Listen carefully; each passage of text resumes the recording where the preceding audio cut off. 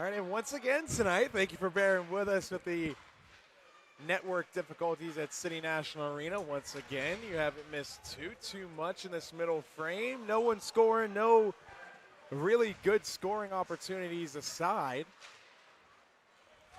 as we continue on. So about 14 and a half to go. UNLV within neutral ice. It's played up and down low. Bryce Johnson couldn't get a stick on the puck there in the slot. Now here comes GCU the other way. Going forward, cancels that play out. Now here's Johnson through center, galloping through. Fed to the slot, no one home.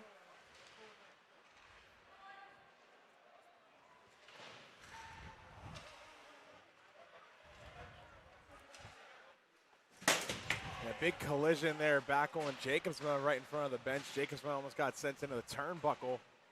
And Hayden Siegel sent to the ice by Husby.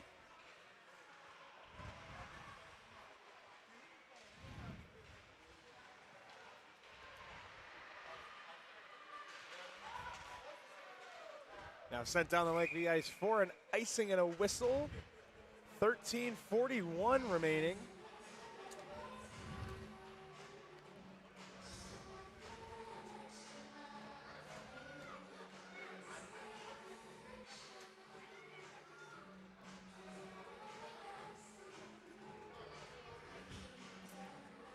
So faceoff's going to come out to the right of Dmitro Kabritsky.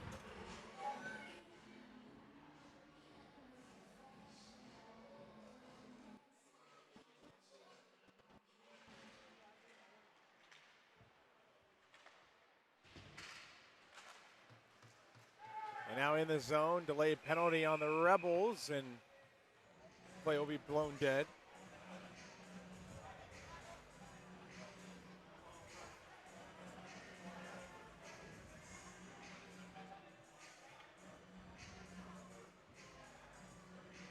So waiting the penalty call here from the official.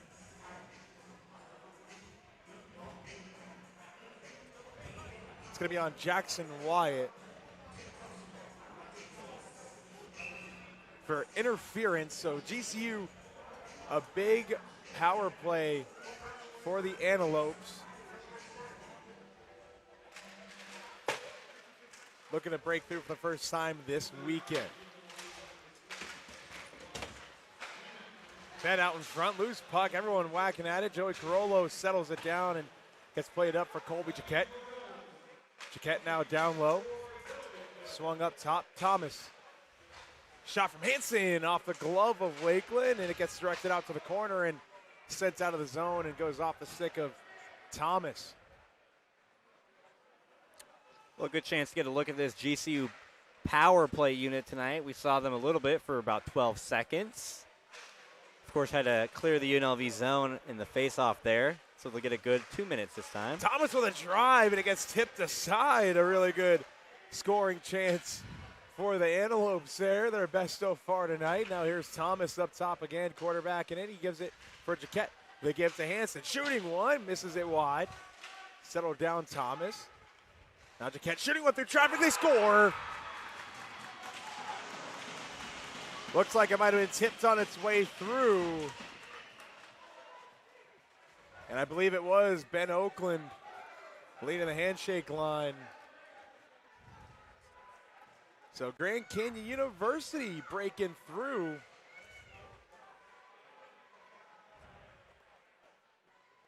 Ben Oakland, we caught the tail end of that replay, and it looks like he did get a stick on it. Ben Oakland, AJ, has been parked out front for a lot of this game for GCU, and they finally break through on the power play, 2-1. Well, the first good look on the power play, and they come through, getting their first goal of the series, and that's huge for a team that's already hit the iron twice, like we've mentioned a few times now. Get one on the board so you don't have that goose egg hanging over your head.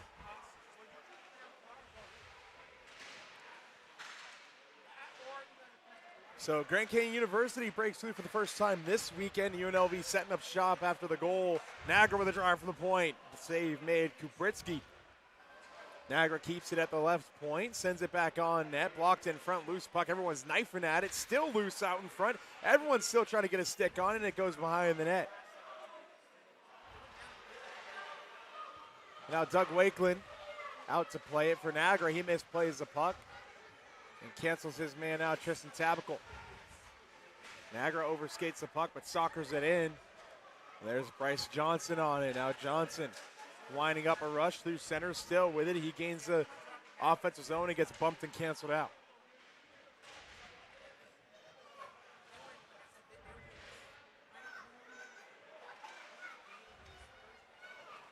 And now GCU with it. That's Jacobsma offsides. Looked like Braden Husby was just a bit offsides on the Jacobsma rush, and Husby saying his apologies, I believe. So 11:13 to go in this middle frame. Once again, the last goal scorer, Ben Oakland, on a redirect on the power play for Grand Canyon University, drawing the Lopes to within one.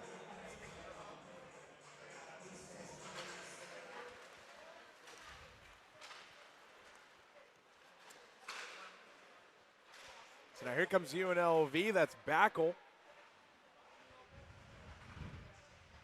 Couldn't generate a play from below the goal line. That gets skied up to the point, kept by Ford, and a hop and puck settled down by GCU. And they're going to start a rush and gain the zone. Dropped off for Schwartz. He pumps, he shoots, and redirected into the netting.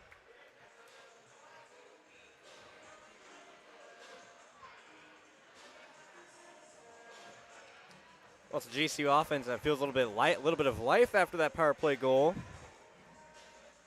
The tap in from Oakland.